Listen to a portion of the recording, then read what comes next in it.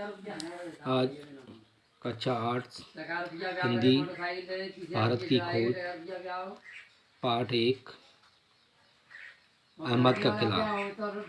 इसके लेखक जवाहरलाल नेहरू के जीवन पर चर्चा करेंगे और अहमद नगर के किले पर चर्चा करेंगे। जवाहरलाल नेहरू का जन्म 1889 में हुआ और उनकी मृत्यु 1964 में हुई। सच्चे अर्थों में नेहरू जी का आधुनिक भारत के निर्माता हैं। महात्मा गांधी की अगुवाई में उन्होंने आज़ादी की लड़ाई में सक्रिय भाग लिया। 1947 में अंग्रेज़ों की गुलामी से देश आज़ाद हुआ और वे 1947 से 1964 तक प्रधानमंत्री रहे। भारत के अलावा उन्हें दुनिया भर में एक ऐसे धर्मनिरपेक्ष मानववादी राजनीतिक के रूप में भी जाना जाता है जिन्होंने विश्व शांति और समाजवादी आदर्शों के लिए जीवन भर आवाज़ बुलंद की। एक महान राजनेता के साथ साथ उनकी सुप्रसिद्धि एक लेखक के रूप में भी थी।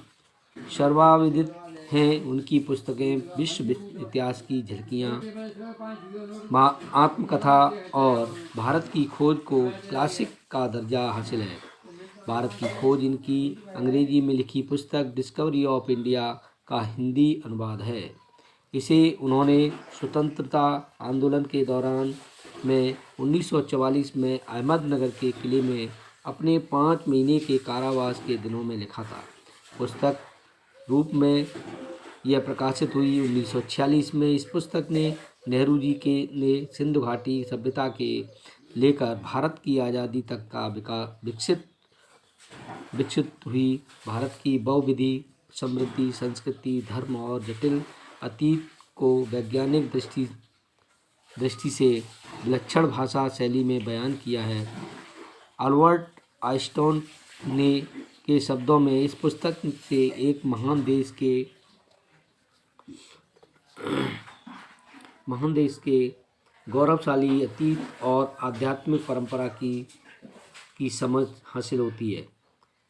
6-7 दशक पहले लिखी गई यह पुस्तक आज भी उन सभी के लिए प्रासंगिक है और इस महादेश के लिए के राजनीतिक सामाजिक सांस्कृतिक विकास को एक ऐतिहासिक क्रमबद्धता में जानना समझना चाहते हैं। अहमदनगर का किला। अहमदनगर का किला 13 अप्रैल 1944 में। यह मेरी 9वीं जेल यात्रा थी। हमें यहाँ आए 20 महीने से भी अधिक समय हो चुका था। आज हम यहाँ पहुँचे तो अंधेरे प्रकाश आकाश में झिलमिलाते दूज के चांद ने हमारा स्वागत किया। शुक्ल पक्ष को शुरू हो चुका था। तब से हर बार जब नया चांद उगता तो मुझे याद दिला जाता कि मेरे कारावास का एक महीना और बीत गया। चांद मेरी बंदी जीवन का स्थायी सहचर रहा है। यही मुझे इस बात की याद दिलाता है कि अंधेरे के बाद उजाला होता है। सन 1953 में जवाहरलाल नेहरू ने अहमदनगर के किले की पुनः यात्रा की। अहमदनगर का यह कच्छ 1942 से 1945 में जवाहरलाल नेहरू को रखा गया। अतीत का भार। दूसरी जेलों की तरह यहाँ अहमदनगर के किले में भी मैंने बागबानी शुरू कर दी। मैं रोज़ कई घंटे तपती धूप में भी फूलों के लिए क्यारियाँ बनाने में बिताने लगा। मिट्टी बहुत ख़राब थी, पथरीली और पुराने मलबे की थी, अवशेषों से भरी हुई थी। परंतु यह इतिहास स्थल इसलिए अतीत है, इसलिए कई युद्ध और राजमहलों की दुर्भेद्य संधियाँ देखी हैं। यहाँ का इतिहास पुराना नहीं, घटनाओं की दृष्टि से इसकी कोई विशेष अहमियत भी नहीं है, पर इससे जुड़ी हुई घटना आज भी याद आती है। घटना का चांद बीबी का नाम भी एक सुंदर महिला के साहस की कहानी, जिससे कि किले की रक्षा के लिए अकबर की शाही सेना के विरुद्ध हाथ में तलवार लेकर किले की रक्षा के लिए इसने उठकर के अपनी सेना का नेतृत्व किया। अंत में उसकी हत्या उसके अपने ही एक आदमी के हाथों हुई। खुदाई के दौरान हमें जीवन की सतह के बीच से बहुत नीचे दबे हुए प्राचीन दीवारों के हिस्से और कुछ गुंबदों की और इमारतों के ऊपरी हिस्से मिले।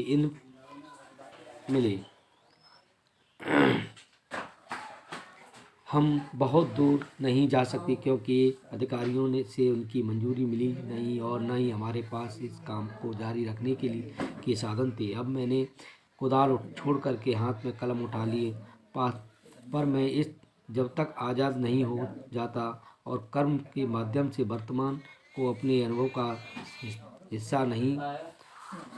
हिसाब बना लेता, मैं उसके बारे में नहीं लिख सकता और न ही पैगंबर की भूमिका अख्तियार कर मैं फिलहाल भविष्य के बारे में लिख सकता बचा रहता और अतीत पर मैं उसके बारे में किसी इतिहासकार या विद्वान की तरह विद्वत्तापूर्ण शैली में नहीं लिख सकता हूँ।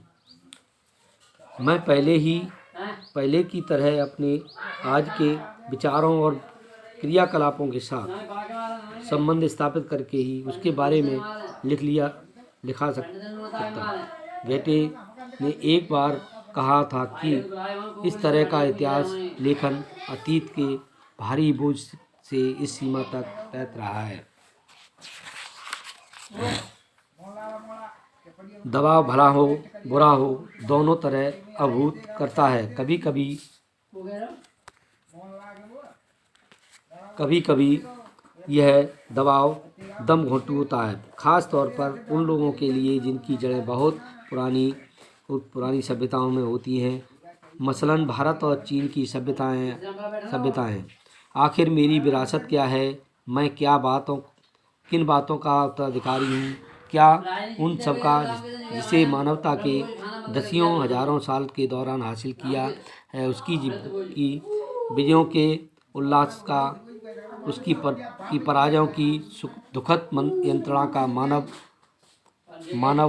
मानव के इन हैरत अंग्रेज साहसिक कार्यों का जिनकी शुरुआत युगों पहले हुई थी और जो अब भी जारी है और हमें आकर्षित करती है, इस सब का वारिस हूँ।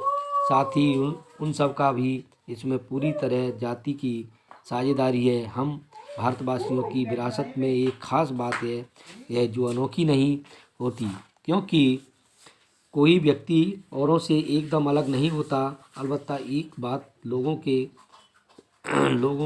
पर विशेष रूप से लागू होती है जो हमारे रक्त मांस और अस्थियों में समाई हुई है। इसी विशेषता से हमारा वर्तमान रूप बना है और हमारा भावी रूप बनेगा। इसी विशिष्ट विरासत का विचार और वर्तमान पर इसे लागू करने की बात इस लंबे अरसे से मेरे मन में घर कर रही है। किए हुए इसी के बारे में लिखना चाहता हूँ। विषय की कठिनाई और जटिलता मुझे भयभीत करती रहती है। मुझे लगता है कि मैं सतही तौर पर इसका स्पर्श ही कर सकता हूँ। ये था आपका भारत का अतीत और अतीत का क्या दबाव होता है।